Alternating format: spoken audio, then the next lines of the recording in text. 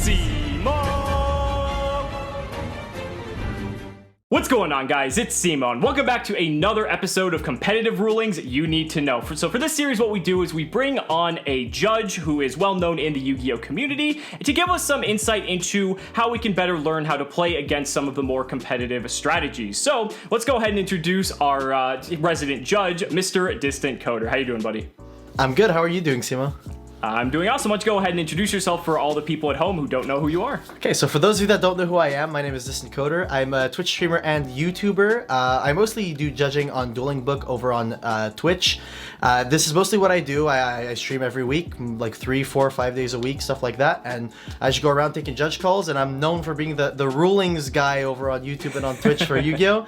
So that's what I do. That's where you can find me. And I've done this series with Alex for, what is it, 3 episodes now? 4? I think this is the 4th episode, yeah. 4th episode, yeah. So if you don't know me already at this point, then you're missing out on some good content.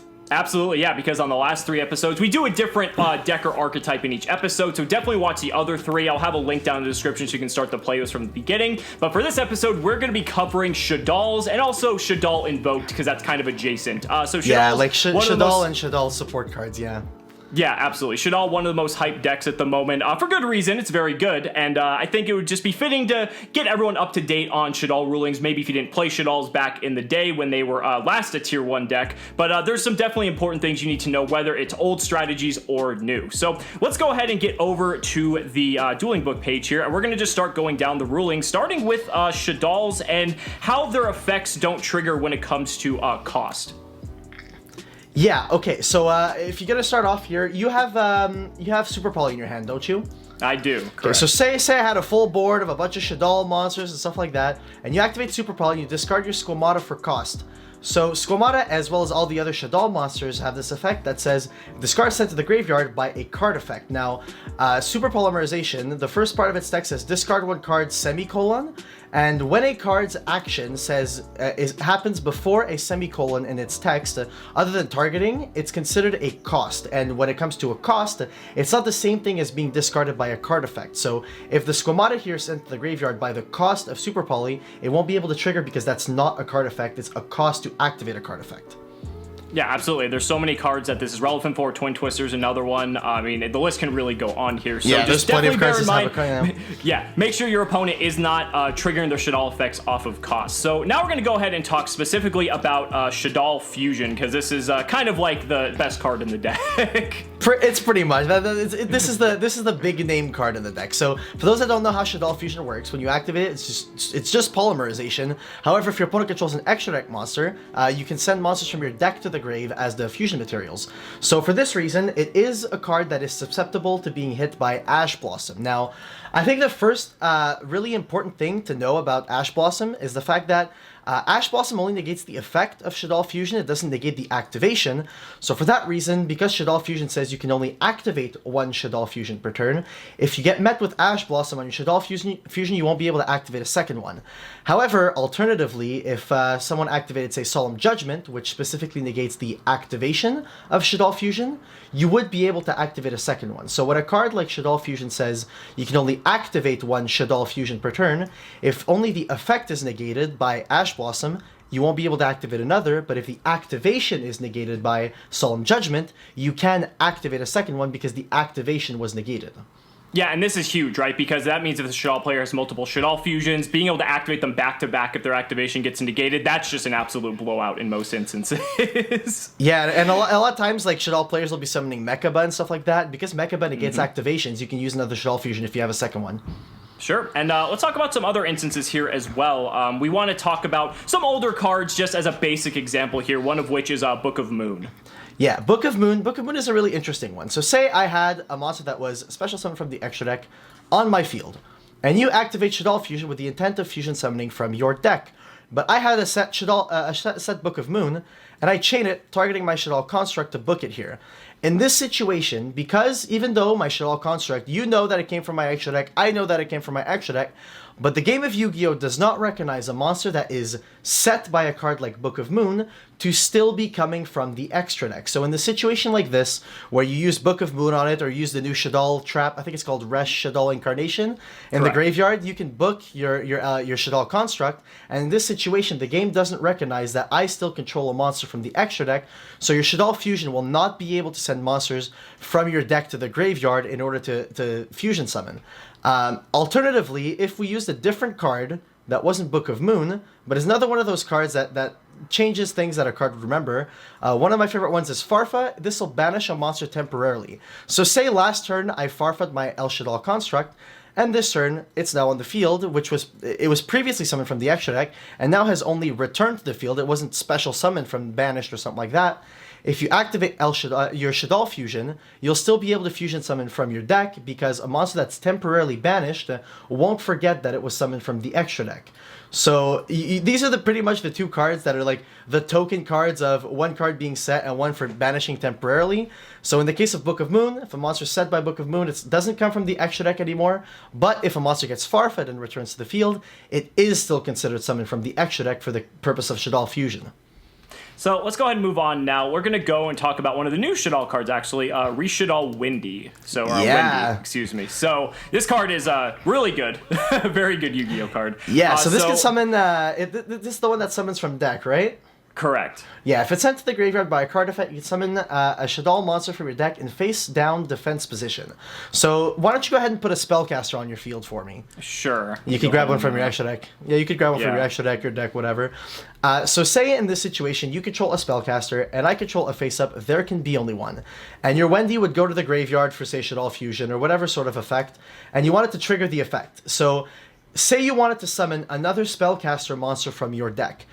I control there could be only one, and there could be only one says that you can only control one monster of each type. However, under cards like there can be only one, a player is able to summon face down a monster that is of a type that they already control.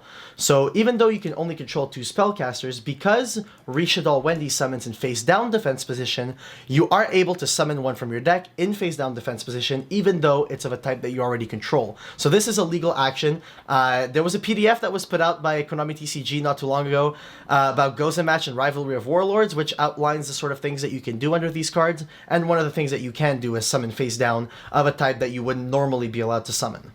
Yeah, and with there can be only one still being like one of the strongest floodgates in the game, like that's definitely good to know.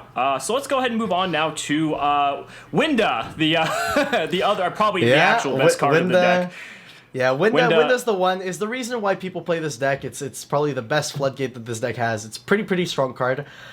So say in this situation, one of the big cards that is being played in a lot of main decks and side decks right now is Nibiru the Primal Being. So what Nibiru does is, if your opponent's summoned more than 5 times in this turn, you tribute the entire board, and then you summon Nibiru and a token to your opponent's side of the field. In this situation, say you control Winda and she's like your 5th or 6th or whatever summon, I'm not legally allowed to activate the effect of Nibiru the Primal Being because Winda, locks me into only having one special summon. Now Nibiru is all one effect, but the special summons that it conducts, being itself and the token, are not simultaneous, they are sequential. So in this situation, using the effect of Nibiru the Primal Being is considered as 2 summons. Say you had activated like Max C previously in the turn, you'd be drawing 2 off of the effect of Nibiru the Primal Being. So because it's not simultaneous, it's considered as more than 1 summon at a time. It's sequential. For that reason, you can't activate Nibiru if the opponent has Winda on the field because you're locked into only 1 summon.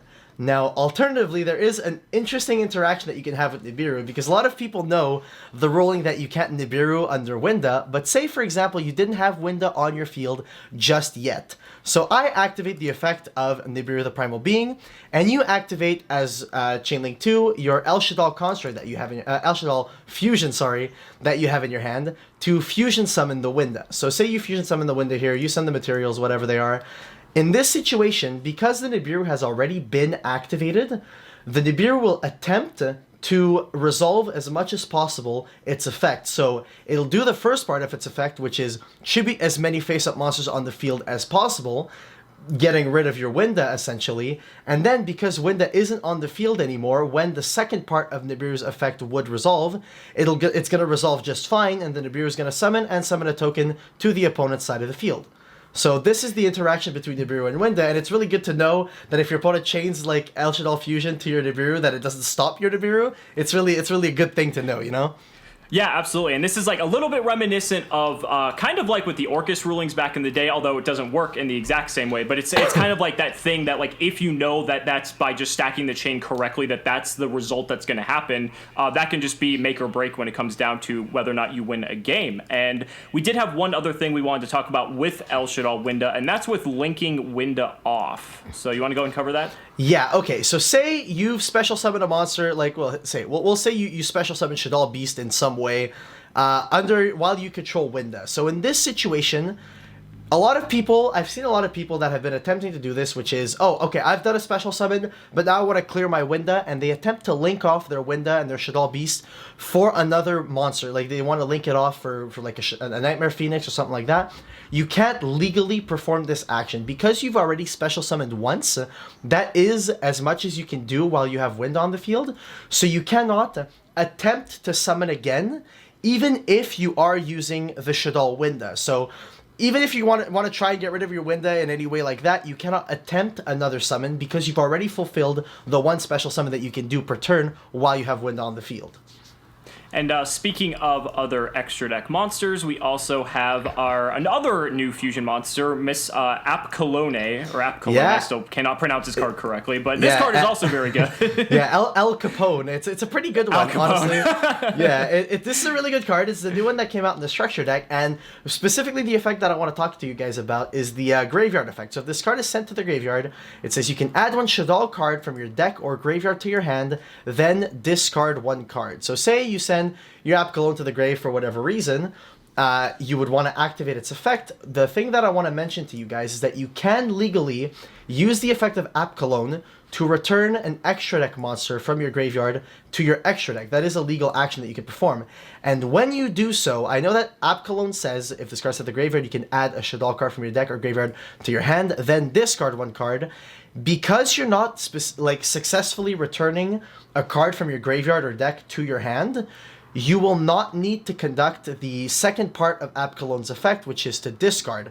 Because the PSCT says then, you need to successfully perform the first action as it was instructed to do the second part of the effect. So yes, you can legally return an extra deck monster, and when you return an extra deck monster to your extra deck from the grave, you haven't added a card from your grave or your deck to your hand, so you don't have to discard a card. So it's essentially just a free recycle, and you don't need to get rid of any resources in your hand. So it's a really strong effect, and honestly, just knowing that interaction can help you in the grind game when you're low on resources, and so is your opponent. It's good for like grind games and stuff like that, you know? To be fair, this can also be a benefit or a detriment, right? Because since it's an effect, you can trigger your Shaddolls off of it, so that way you might actually want to get something into the grave, but if you do it that way, you can. Although I don't think like you're really going to be recycling too often, but it is good to know that you can do that and you won't have to do the discard. Yeah, it's good to know that you have the two options, you know? Okay, guys, so now we're going to shift more to the invoked side of the deck, because obviously that's very important. So Kevin, what do you got for us? Okay, so I want to demystify Magical Meltdown. This card has been a ruling nightmare. I've seen so many events where this card has been misruled. So say you put Magical Meltdown on your field here for me. We're going to go over basically the most important part of Magical Meltdown. Yes, it's good to add your Alistair and stuff like that, but the most important part is where it says that the activation of your cards and effects that include an effect that fusion summon a fusion monster cannot be negated. Also, your opponent's cards and effects cannot activate when a monster is fusion summoned this way. Okay, so what I want to break down with Magical Meltdown.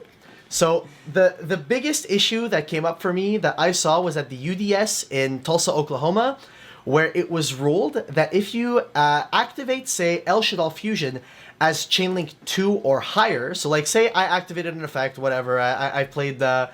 I'll activate Mind Control here. Yeah, there you go. I activated Mind Control, and you chain your El Shaddoll Fusion to dodge my Mind Control. In this situation, when the chain resolves, and you fusion summon your fusion monster, and then as Chainlink 1, my Mind Control will resolve with or without effect. That doesn't really matter. On the resolution, it was ruled at Tulsa that I would not be able to activate effects on the resolution of this chain. Now, the reason that is incorrect is because Magical Meltdown says when a fusion monster is fusion summoned this way. So what that means is that the chain has to be responding to the fusion summon. But the way it works in Yu-Gi-Oh! Is that a chain always responds to whatever the last effect in the previous chain was. So because the last effect in the previous chain is Mind Control and not El Shaddoll Fusion, the last thing to have happened was not the fusion summon of your monster. So for that reason, this chain is not responding to your fusion summon. So in this situation, since it's not responding to your fusion summon, I don't get the drawback from Magical Meltdown, and I can activate effects in response to whatever effects you'd be triggering in this chain following your fusion summon. Yeah, and this is game changing, right? Like, this just makes so many interactions for this deck specifically just outrageously powerful. Yeah, so the first time this had come up for me was when I had seen a player activate as Chainlink 1. They had used Artifact Sanctum to summon out a Scythe, and Chainlink 2, the opponent used El Shaddoll Fusion, thinking that the Magical Meltdown that they had on field would prevent the opponent's Artifact Scythe from activating, but because Scythe was the one that was summoned as Chainlink 1 and not the Fusion summon, the Scythe can activate just fine in this situation. Right, and so that's, I'm glad you cleared that up for us. Kevin also did a video on his channel specifically talking about this with Magical Meltdown and all the other different rulings from past events. You can go check that out there. Yeah. Let's go ahead and move on to Invocation here. This is another one. Okay, so Invocation, as well as Shaddoll Fusion, but I really want to use Invocation for this example, because a lot of people seem to think that you have to pick what monster you're fusion summoning when you activate the card, which is like not exactly true. So in a situation like this, where you have Alistair the Invoker in your graveyard, and you activate Invocation, and your intent here, I think you have Dark Monsters in your hand, so your intent here would be to summon, say, Invoked Caliga, by using the Alistair the Invoker and a Dark Monster in your hand. Right. Say I chain DD Crow here, and I banish your Alistair. In this situation, because you've activated Invocation, you still have to resolve the card if you have a legal fusion monster that you can fusion summon here. So I believe you have two, a Shaddoll monster and a Dark monster in your hand. So in this situation, you would legally be able to summon your El Shaddoll Winda. So because you can summon El Shaddoll Winda, because your Invocation was activated, you can't just decide, oh, the fusion monster that I wanted to make, I can't make it anymore, so I'm just not going to resolve Invocation. Because you can still legally resolve it, because you have a target in your extra deck, you still have to commit to the fusion summon that you have committed to by activating Invocation. So you can't just decide to not resolve the card.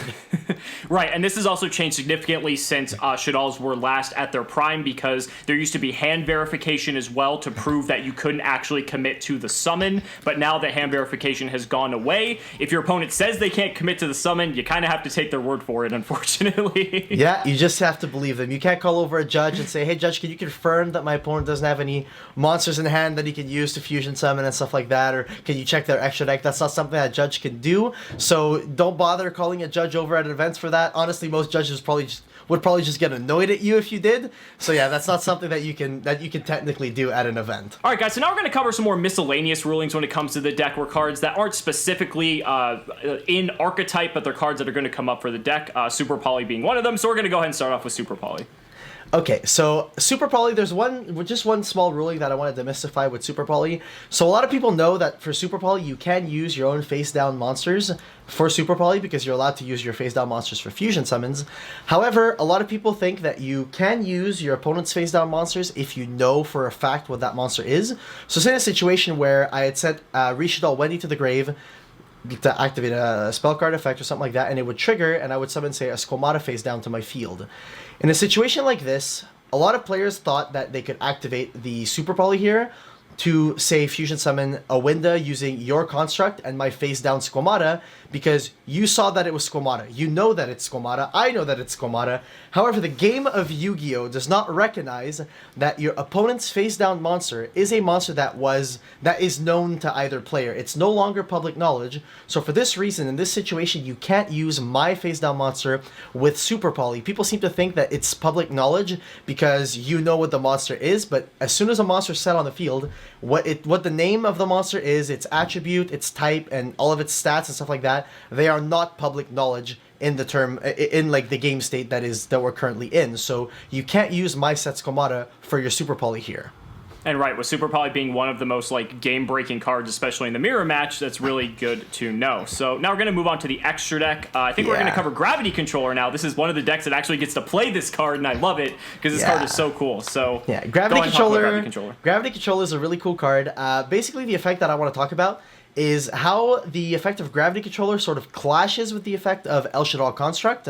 So we know that Construct has this mandatory effect where at the start of the damage step, if it battles a special summoned monster, it'll destroy it. And Gravity Controller also has an effect that triggers at the start of the damage step, where if it battles a monster in the opponent's extra monster zone, it'll return both the opponent's monster and itself back to the deck. So in a situation like this, where Gravity Controller and El Shaddoll Construct are on the field, and they were to battle, so you can go into the battle phase now and attack my Gravity Controller if you like.